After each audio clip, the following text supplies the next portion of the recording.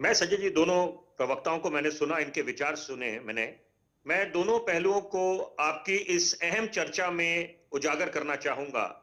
हम्म। देखिए, टाइमिंग, सवाल उठता है टाइमिंग का कि आप 2024 का चुनाव दस्तक दे रहा है, वो हम्म। एक अलग बात है। उधर से बीबीसी की डॉक्यूमेंट्री आ जाती है। हम्म। मतलब जो संविधान की दुहाई देते हैं, जो माननीय सर्वोच्च न्यायालय का वास्ता देते हैं, बोलते हैं कि हम उसके निर्णय को सर्वोपरि मानेंगे। हम्म। तो जब क्लीन चिट देश के माननीय प्रधानमंत्री को मिली हुई है, मैं दोनों पहलुओं को लेके आऊंगा, हम्म। क्योंकि कांग्रेस के प्रवक्ता को भी सुना, उनकी बात में भी दम है। हम्म। लेकिन यहां पर जब माननीय सर्वोच्च न्यायालय ने देश के माननीय प्रधानमंत्री को क्लीन चिट दे दी थी, हम्म। तो उसके बाद ये बीबीसी डॉक्यूमेंट्री का क्या मतलब है? क्या हमारी हिंदुस्तानी मीडिया सक्षम नहीं है? यहाँ पर इनके क्या हमें ये किसी एक आम आदमी को समझ नहीं आता कि विदेशी ताकतें लगी हुई हैं रात दिन ये हम्म। सुनिश्चित करने में कि यहाँ पर हमारे महान मुल्क में यहाँ पर माहौल बिगड़े? ये समझना चाहिए हमारे को। वो नहीं चाहते अमन शांति बने। हम हिंदुस्तान अर्थव्यवस्था के मामले में 5वें स्थान पर आ गए हैं। क्या इसका स्वागत नहीं होना चाहिए? अच्छी बात नहीं है? पूरे देशवासियों ने तब करी है। ये तो ये बोला नहीं जा रहा कि ये सरकार कुछ नहीं जा रहा है। उसी तरह से टीका का जब इजाज हुआ, वहां पर भी राजनीति शुरू हो गई थी। बहरहाल मैं मुद्दे पर आऊंगा। टाइमिंग बहुत अहमियत रखती है। यहां पर लोकतंत्र की खूबसूरती है संजय जी कि विपक्ष हमारा बुलंद तरीके से, मुकम्मल तरीके से अपनी आवाज उठाए लोकतंत्र के मंदिर में। लेकिन यहां पर सवाल यह उठता है कि दोनों पहलू हैं। मंथन करने की आवश्यकता है, अपने भी गिरबान में झांकने की आवश्यकता है। भाजपा वालों ने, उनके वरिष्ठ नेताओं ने बिल्कुल सही बात करी। उन्होंने बोला आप खुद भी तो मंथन करिए। अगर 2010 की बात करी, जब कोल माइन का उनको कॉन्ट्रैक्ट मिला था अडानी को, तब किसकी सरकार थी? यूपीए की सरकार थी।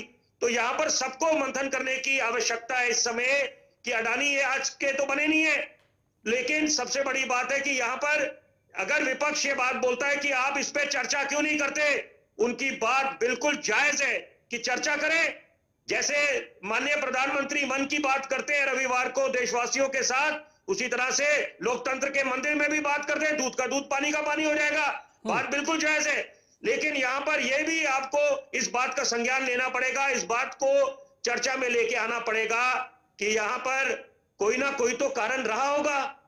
जब दो बड़े चुनावों में 2014 के और 2019 के लोकसभा के चुनावों में जनता ने अपना बेशकीमती वोट, अपना भरोसा जताया नरेंद्र मोदी के चेहरे पर और भाजपा पे, तो वो भी स्वीकार करिए। और अगर जनता ने किसी भी राजनीतिक दल को नकारा है तो उनके लिए मंथन का विषय बन जाता है। आप समझिए जनता के मुद्दे क्या हैं। लेकिन एक और है ना विपिन भाई, जनता चाहती जो है जो चर्चा हो एक बात, विकास पे। हाँ विपिन भाई, सबसे बड़ी बात यही है कि जो बाहरी ताकतें हैं वो कह रही हैं कि भारत के अंदर ऐसा चल रहा है।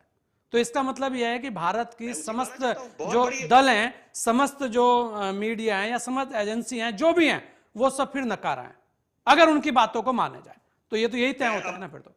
बिल्कुल, देखिए ये बहुत ज्वलंत मुद्दा है। हाँ, ये बहुत ज्वलंत मुद्दा है। ये विदेशी ताकतें लगी हुई हैं, इनके एजेंडा चल रहे हैं। पहले भी हमने देखा, किसान हमारे भाई हैं, अन्नदाता हैं, हम उसको नमन करते हैं, सलाम करते हैं। उनके योगदान को कभी भी आप कम नहीं आंक सकते। लेकिन यहां पर वहां पर भी देश को बांटने का काम करा। ये मुगल शासक पहले थे, उसके बाद अंग्रेज आए। अच्छा मैं जरा अब रितु जी से एक रूप चीज से ले काम लेता नहीं चलने हूँ। वाला। रितु जी, विपिन जी ने बहुत कुछ कहा और मुकेश